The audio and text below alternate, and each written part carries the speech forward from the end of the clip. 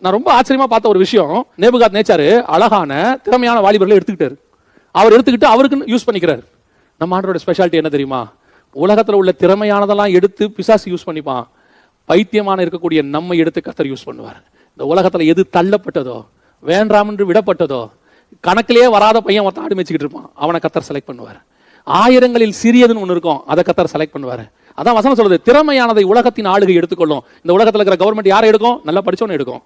இந்த உலகத்தில் இருக்கக்கூடிய அரசாங்கம் அமெரிக்காவுக்கு நீங்க போய் மைக்ரோசாஃப்ட்ல வேலை செய்யணும், யார் எடுப்பாங்க? நல்லா படிச்சு முடிச்ச இன்ஜினியர்ஸ் எடுப்பாங்க. நீங்க போயிட்டு சவுதி அரேபியால போயிட்டு பெரிய டாக்டர் என்ன எடுப்பாங்க? பெரிய பெரிய டாக்டர்ஸ் எடுத்துட்டு போவாங்க. ஆனா எதுக்கும் உதவாத ஒருத்தனை எடுத்து தன்னுடைய ஆளுகையில யூஸ் பண்ணக்கூடிய ஒரே கவர்மெண்ட் நம்முடைய ஆண்டவராகிய இயேசு கிறிஸ்துவினுடைய கவர்மெண்ட். தள்ளப்பட்டதை எடுத்து மூளைக்கல்லாய் மாத்துகிறவர் நம்முடைய ஆண்டவர். உலகத்தின் ஆளுகை என்ன செய்யும் தெரியுமா? திறமையானதை எடுத்து தனக்கு கீழே வச்சுக்கொள்ளும்.